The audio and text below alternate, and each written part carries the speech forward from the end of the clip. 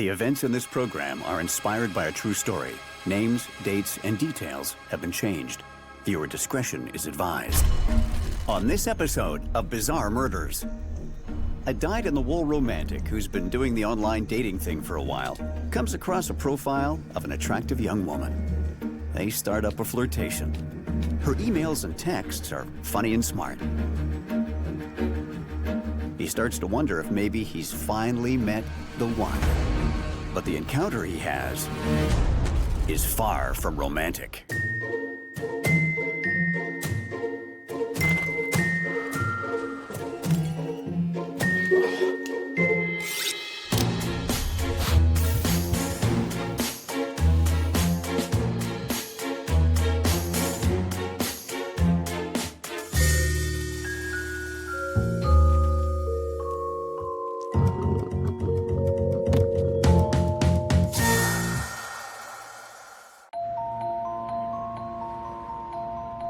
Meet Bill, salesperson by day and aspiring filmmaker by night. Handsome, charming, charismatic. He moves from Florida back to his hometown of Saskatoon, Canada, where he meets his future wife online. She's drawn to his fanciful personality and love of dressing up as fictional characters. Bill also has a dark side. And since a young age, he's identified with the bad guys rather than the heroes of anything he's watched or read. When he discovers a television show about a blood spatter specialist who also happens to be a serial killer, he's finally found someone he can truly identify with. During the 25 years I worked for the FBI, I came across a lot of real mopes. One thing that always stood out for me was none of them ever thought of themselves as villains. Think about that. No, they were always the hero in their own story. It was the world that didn't understand. His obsession with the TV show grows. He binge watches the series, reads all the books. He even starts a show-themed online page with the status update which says, Bill has way too much in common with his hero. Then, one day, he decides to take his TV show obsession to the next level. He begins to blur fantasy and reality in a chilling way. Bill rents a garage in the suburbs of Saskatoon, which he turns into a kill room, just like the one his TV hero has, including plastic-covered walls to catch the blood splatter and the table on which to execute his victims. By the time we become adults, most of us have seen hundreds of simulated murders on TV. Most people think, well, that's entertaining, and move on with their lives. But every once in a while, some deranged psycho comes along and says, wow, I think I'd like to try that.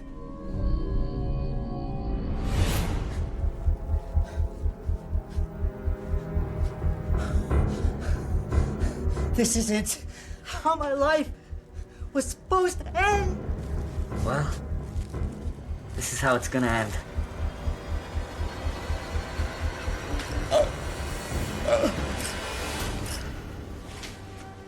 And cut. Good job, guys. Okay. Yeah, that was good. That was good. Bill makes a short film called The Kill Room. It's about a screenwriter who lures people to his garage to kill them. It's part of his research for a feature-length movie he's making. We're gonna roll on another take and we'll see how it goes? Yeah. Okay. Some say life imitates art, some say art imitates life. In this case, it's life imitating TV, and not necessarily all that well. Soon, Bill finds mere reenactment isn't enough. As his marriage starts to fall apart, his obsession with murder grows. And the more research he does, the more he realizes he embodies many of the traits that serial killers have: emotional detachment, selfishness, and a tendency to lie. He sees a psychiatrist who says he's fine, perfectly normal. You are such a fool. At this point, he decides to turn his fantasy into reality and become a real serial killer, just like his television hero. So here's a man hell-bent on becoming a serial killer, and he goes to a trained professional who declares him normal. It's an odd word to use, unless by normal you mean capable of luring somebody to his garage, then killing and dismembering them. By that standard, oh yeah, Bill is completely normal. Bill is very familiar with online dating sites. It's how he met his wife. He browses a popular site posing as Diane, a smart and beautiful young woman. It's a bait he hopes will attract some lonely single fish.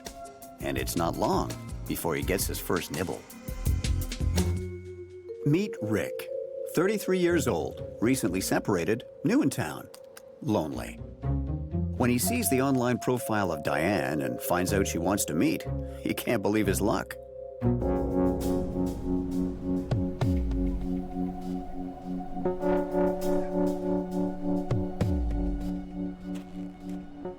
He agrees to meet Diane at an address that turns out to be a garage. A little odd, perhaps, but he figures it'll be fine. Just a little word to the wise. I'm not even saying this as former law enforcement, just as a person in the world with a bit of common sense. If you answer an online dating ad, make sure you meet at a public place where there are lots of people. Do not, listen to me, do not agree to go to a garage in the middle of nowhere.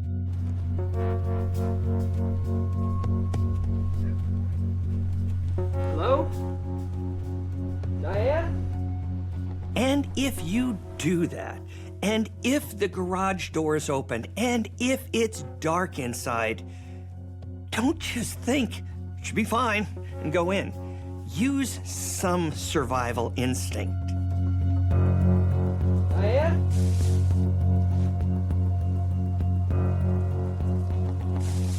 Diane? Diane, are you here? You are such a fool.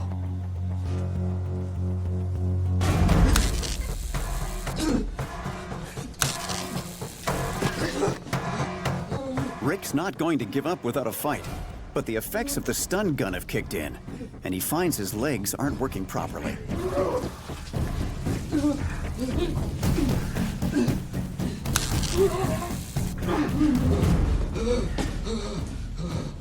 Then, Bill pulls a gun.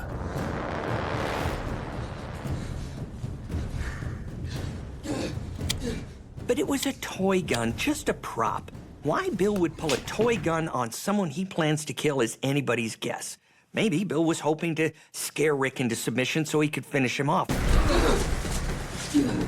But he underestimated how powerful the instinct to survive can be.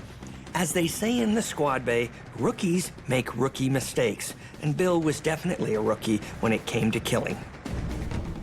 Rick manages to get outside the garage. Suddenly, he finds use of his legs. He makes a run for it. Rick knows if he winds up back in Bill's kill room, he's done for. And miracle of miracles, he sees a young woman out for a walk. Rick survives an attempt on his life, but he never reports it to the police. He simply vanishes. The woman who found him reports the incident, but the police don't take the complaint seriously and never follow up. It might be hard for some people to understand why Rick would not go to the police after being attacked in a garage by a man in a hockey mask. But never underestimate the power of one of the most primal human emotions. You know the other ones, greed, fear, and lust. But in Rick's case, the big one was shame. He was just too embarrassed to admit how badly he'd been duped. Bill botches his first attempt at becoming a serial killer in the style of his TV hero. But he isn't going to let that stop him. He begins a computer diary called Mass Murder Files, which describes his crimes in semi-fictional fashion, changing names and some details, but mostly sticking to the facts. A diary that includes the words, "This is a story of my progress into becoming a serial killer." Why would Bill detail his crimes in a diary on his computer? Because he's arrogant. It's hubris. It's that pride before the fall. So many of these criminals think they're so smart, so much smarter than police. And they're just not. Just 1 week after his first murder attempt failed, would-be serial killer Bill is back on his computer, creating another bogus online profile. And he soon finds his second would-be victim, a man named Fred. Friends described Fred as caring and trusting, with a great work ethic and sense of humor. Trust is a wonderful human quality, but it's overused. In actuality, it needs to be cultivated over time. People are not always who they say they are, and that's never been more true than when you're talking about online communication. Sometimes it pays to be a little suspicious. Like, say, when an online date suggests you meet in a garage in the middle of nowhere. This time, though, Bill has changed his modus operandi. He tried to taser his first intended victim, Rick, with a stun gun, but Rick managed to get away. This time, he's using a lead pipe with hockey tape around the handle, so his grip doesn't slip when he swings it.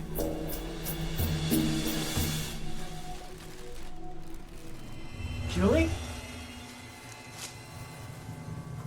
Julie, are you there?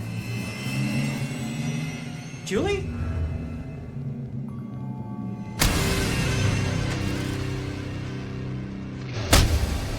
This time, he's successful. Fred will not be walking out of that garage.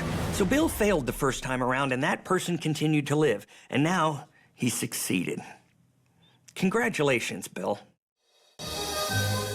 Bill, the wannabe serial killer, now has his first victim. All he has to do is cut up the body, which he does using a hunter's game processing kit, and then dispose of it.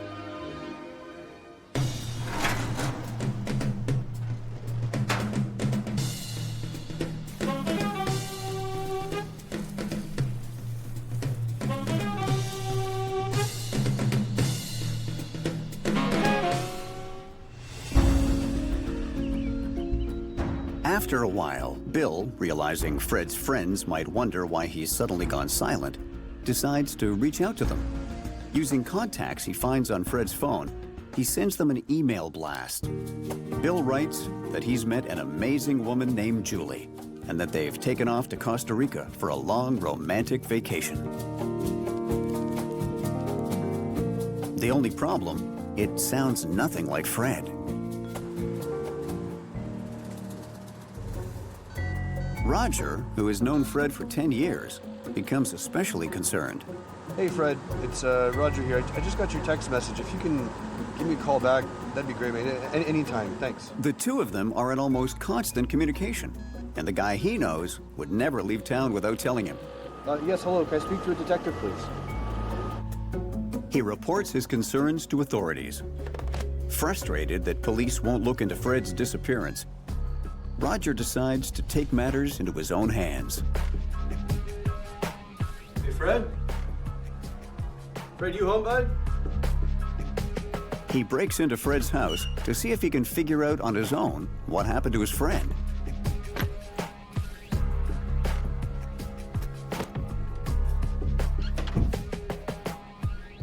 Inside Fred's apartment, Roger finds his suitcase and passport.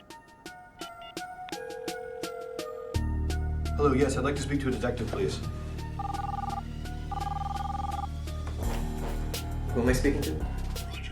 Reported my friend Fred missing. I see his passport here. He couldn't have gone on vacation. Can you tell me a little bit more? This time, they take him seriously. You don't have to be Sherlock Holmes to deduce that the nice long vacation in Costa Rica is a complete crock. Well, it's a complete crock. Now we finally see someone using their instincts and not just trusting everything is the way it appears. It's too late for poor Fred, of course. Hey, Detective Floyd. Thanks for seeing me on short notice. When's the last time you actually spoke to Fred? Just the other day. He was really excited that... Detective Floyd launches a formal investigation into Fred's disappearance. He just told me he met some woman online. He sent me this the other day before he was going on his date.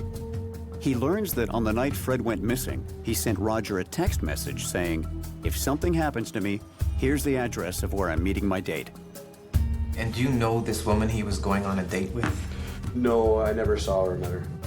So something did ping on Fred's radar about going to meet a date at a garage in the middle of nowhere. Clearly, he heard a little voice saying, "There's something odd about this." It's just too bad the little voice didn't speak a little louder.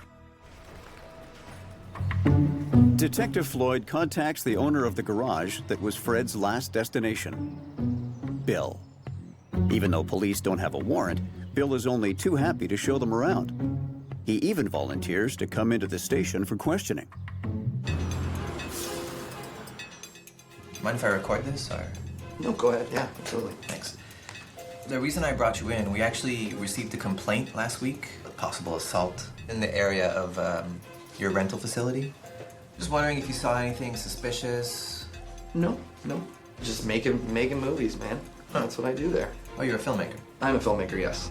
In these types of investigations, with very little to go on, a good investigator has to analyze all the little details.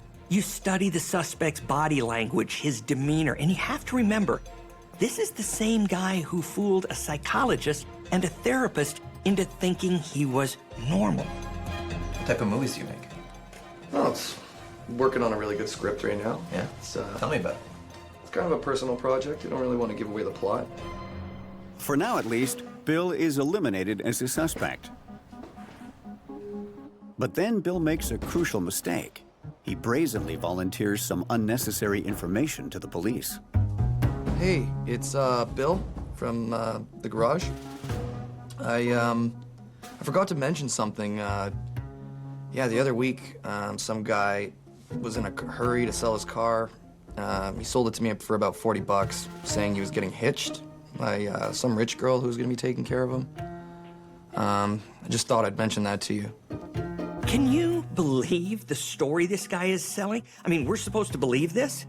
If this doesn't make you look real hard at old Bill, I don't know what will. And did I mention he volunteered all of this?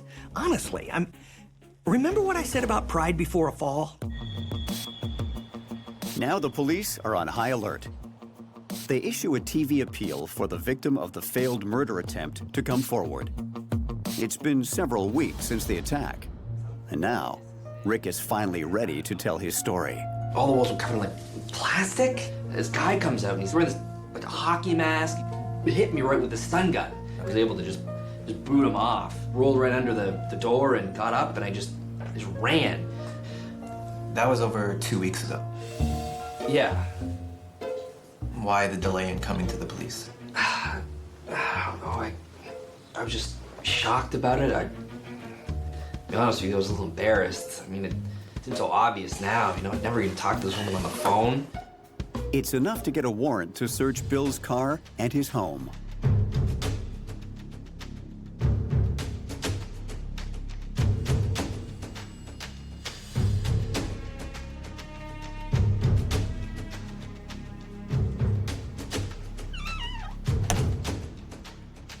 On Bill's laptop, police find a document named Mass Murder Files, a blow-by-blow account of Bill's crimes, right down to every last detail. Of course, he deleted the file before investigators show up. But when will people realize that nothing is ever truly deleted? Anyway, I'm glad criminals haven't figured this out. I mean, don't tell them, because it's one of our handiest tools. Retrieving so-called deleted files is easy.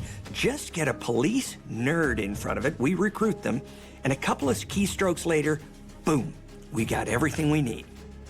He describes how he built a kill room with plastic on the walls, the failed attempt on Rick's life, the murder and dismemberment of Fred. The circumstantial evidence piles up, but without forensics, without DNA, without a body, you got diddly. And that's what these guys had. Diddly squat. Police set out to build a case against Bill. They search his garage and find movie props including handcuffs, knives, and a movie script which reads as an homage to his television serial killer hero called The Kill Room. Then they find evidence even more damning. Forensics technicians use luminol to detect over 200 bloodstains on the floor. They also find a pair of bloody jeans and a chilling to-do list that contains the item, tidy kill room. You gotta love that. Typical guy, right? Writing himself notes all along. Tidy kill room. but he doesn't do a good enough job. Don't tell anybody, but they'll never do a good enough job. We get everything. And then he forgets to do his laundry. Oh, and here's another potential note to self. While you're tidying up the kill room, maybe throw out the note that says, "Tidy the kill room." It's enough to get him arrested and charged with first-degree murder. He never confesses to the crime, but never denies it either. Investigators know he did it, but they still don't have a body.